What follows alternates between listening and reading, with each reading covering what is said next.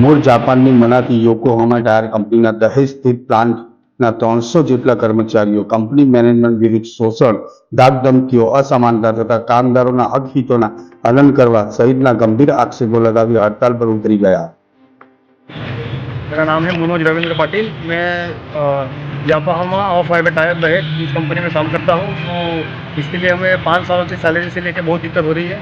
Salary है, उसके बाद में छुट्टी से लेकर दिक्कत है।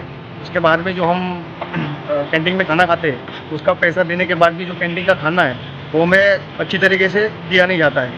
जो इंक्रीमेंट होता है, इंक्रीमेंट भी हमारा जो है लेबर कोड के हिसाब से जो होता है उसके हिसाब से नियमानुसार दिया नहीं जाता है। उसके बाद में किसी लड़के के ऊपर अगर क्वालिटी वायलेशन बनता है तो उसका इमीडिएटली गेट बंद किया जाता है। ઉલ્લેખનીય છે કે જે દેશ માનવ હકોના પાલન માટે ગર્વ અનુભવે છે તેવા જાપાનની યોકોહામા કંપનીનો દહેજ સ્થિત પ્લાન્ટ 2016થી સ્થાપિત થયા બાદ કામદારોનું શોષણ કરતી હોવાના ગંભીર આક્ષેપો થતા હડકંપ મચી જવા પામ્યો છે।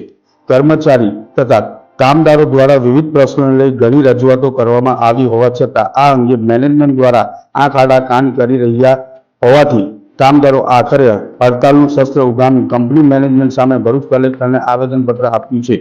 હાલ કર્મચારી અગાઉ દિવસોમાં માંગ નહીં સંતોષાય ત્યાં સુધી કલેક્ટર કચેરી ખાતે હડતાલ પર ઉતરવાની ચીમકી આપી રહ્યા છે।